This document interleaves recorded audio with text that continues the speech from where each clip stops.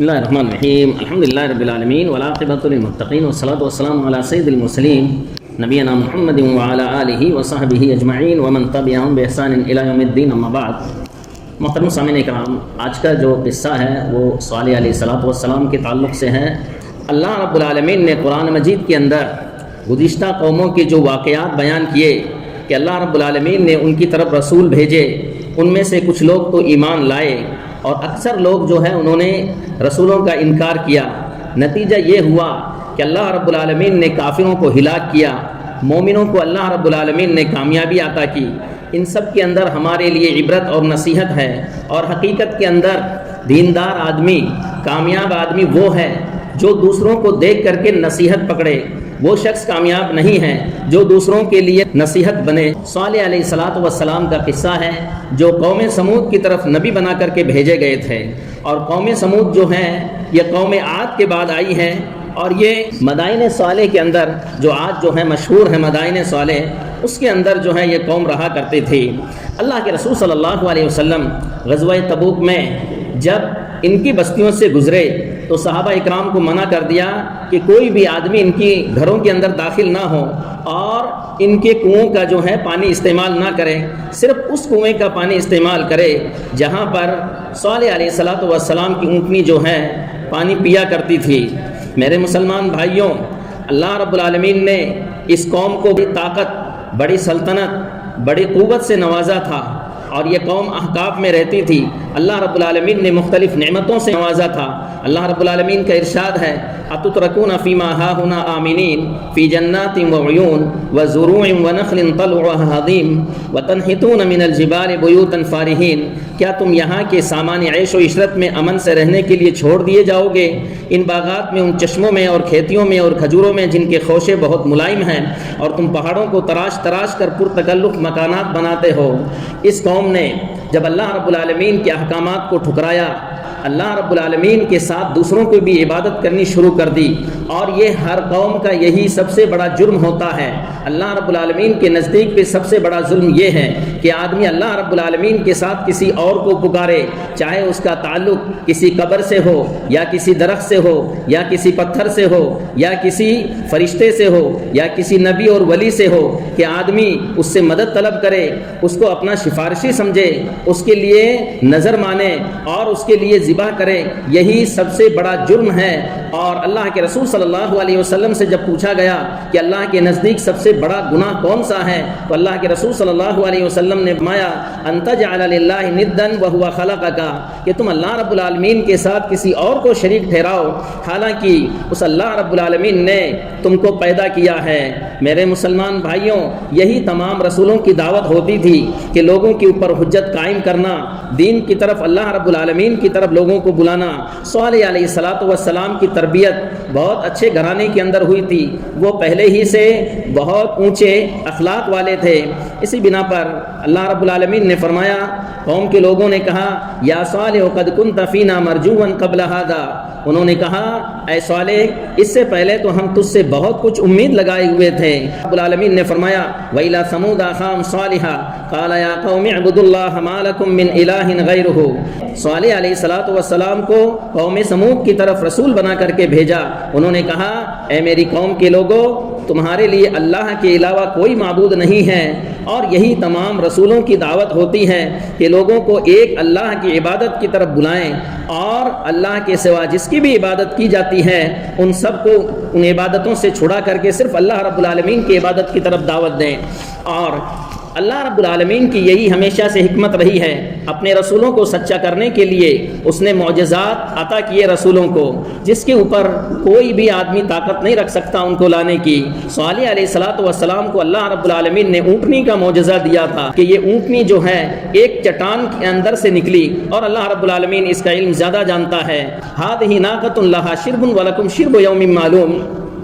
صالح علیہ السلام نے کہا، یہ نشانی ہے، یعنی میرا معجزہ جو ہے یہ اونٹنی ہے، ایک دن اس اونٹنے کے پانی پینے کے لیے مقرر ہے، اور دوسرا دن تم سب کے لیے۔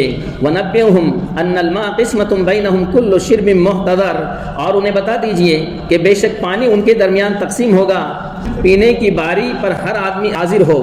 قد جاءتكم بينة من ربكم هذه ناقة الله لكم آية فذروها تأكل في أرض الله ولا تمسوها بسوء فيأخذكم عذاب أليم. تمہارے رب کی طرف سے تمہارے پاس کھلی ہوئی دلیل آ چکی ہے.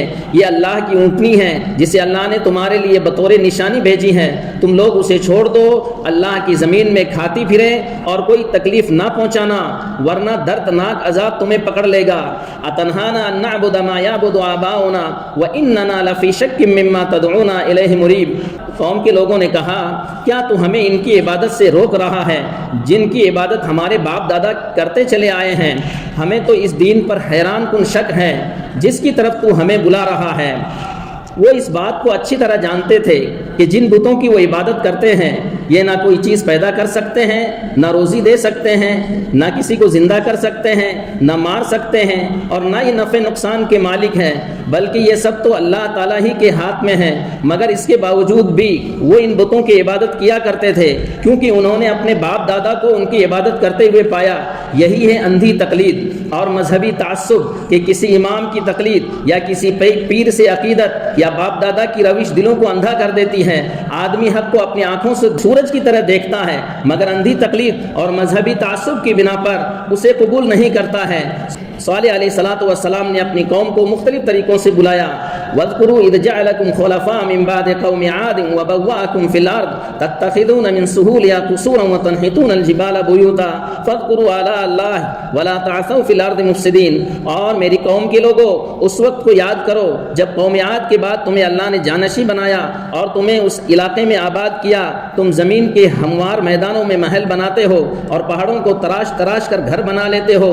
لہٰذا اللہ کے احسانوں کو یاد کرو اور زمین میں فساد مچاتے مت پھرو. لیکن اللہ رب العالمین جس قوم سے ہدایت کا نور چھین لے اسے کوئی بھی ہدایت نہیں دے سکتا ہے. اللہ رب العالمین کا ارشاد ہے وَمَن لَمْ يَجْعَلِ اللَّهُ لَهُ نُورًا فَمَا لَهُ مِن نُور. قوم کے لوگ دعوت کے خلاف اڑ گئے. صالح علیہ الصلوۃ والسلام کی زندگی بھر کی محنت و مشقت کے باوجود چند کمزور لوگ ایمان لائے. اس میں نصیحت حاصل کرنے والوں کے لیے بہت بڑا سبق ہے کہ مبلغ دعوت و تبلیغ کرنے والے کی دعوت میں کامیابی کا معیار کتاب و سنت پر مضبوطی سے قائم رہنا ہے، نہ کہ اس کی دعوت پر لوگوں کی بھیڑ یا کسی بڑے منصب کا حصول ہے. اللہ کے رسول صلی اللہ علیہ وسلم نے فرمایا کہ قیامت کے دن کچھ نبی ایسے بھی آئیں گے کہ ان کی دعوت کو قبول کرنے والا صرف ایک شخص یا دو شخص ہوگا، اور کچھ نبی تو ایسے بھی آئیں گے کہ کسی نے بھی اس کی دعوت قبول نہیں کی ہوگی. پھر قوم میں سے ایک بدبخت آدمی جس کا نام قدار بن صالف تھا، اس نے اللہ کے معجزے اونٹنی کو کاٹ دیا جس پر قوم خوش ہوئی. اللہ رب العالمین کا ارشاد ہے فَعَقَرُوا النَّاقَةَ وَعَتَوْا عَنْ أَمْرِ رَبِّهِمْ وَقَالُوا يَا صَالِحُ ائْتِنَا بِمَا تَعِدُنَا إِن كُنتَ مِنَ الْمُرْسَلِينَ. چنانچہ انہوں نے اونٹنی کی کونچوں کو کاٹ ڈالا اور اپنے پروردگار کے حکم سے سرکشی کی اور کہنے لگے اے صالح اگر تو سچا رسول ہے تو جس عذاب کا تو ہمیں دھمکی دے رہا ہے اسے لے آؤ. فقال تمتعوا في داركم 3 أيام ذلك وعد غیر مکذوب. تب صالح علیہ الصلوۃ والسلام نے کہا کہ تم لوگ 3 دن تک اپنے گھروں میں آرام سے رہ لو، یہ وعدہ ہے اللہ تعالیٰ کا جو کبھی جھوٹا نہیں ہو سکتا ہے. فلما جاء امرنا نجينا صالحا والذين آمنوا معه برحمة منا. حکم عذاب جب آ گیا تو ہم نے اپنی رحمت سے صالح اور ان پر ایمان لانے والے مومن ساتھیوں کو نجات دے دی اور اس دن کی ذلت سے بچا لیا. بے شک آپ کا رب حقیقی معنوں میں قوت والا اور زبردست طاقت والا ہے. جب 3 دن ختم ہو گئے تو اللہ کا وعدہ پورا ہوا اور ان کے پاس عذاب آ گیا. اللہ نے اپنے دشمنوں کو ہلاک کر دیا. آسمان اور زمین دونوں طرف سے عذاب آئے. صبح کے وقت آسمان سے خطرناک چیخ آئی اور زمین میں زبردست زلزلہ پیدا ہوا. وَأَخَذَ الَّذِينَ ظَلَمُوا الصَّيْحَةُ فَأَصْبَحُوا فِي دِيَارِهِمْ جَاثِمِينَ. اور ظالموں کو ایک چیخ نے پکڑ لیا چنانچہ وہ سب اپنے گھروں میں اوندے منہ گر کر اسی طرح ہلاک ہو گئے. فَأَخَذَتْهُمُ الرَّجْفَةُ فَأَصْبَحُوا فِي دَارِهِمْ جَاثِمِينَ. پس انہیں زلزلے نے آ پکڑا جس کے نتیجے میں سب کے سب اپنے گھروں میں اوندے منہ گر کر مر گئے. پھر نہ ان کے محل کام آئے، نہ باغات، نہ طاقتور جسم. اللہ رب العالمین نے انہیں جو طاقت دی تھی وہ بھی ان کے کام نہیں آئی.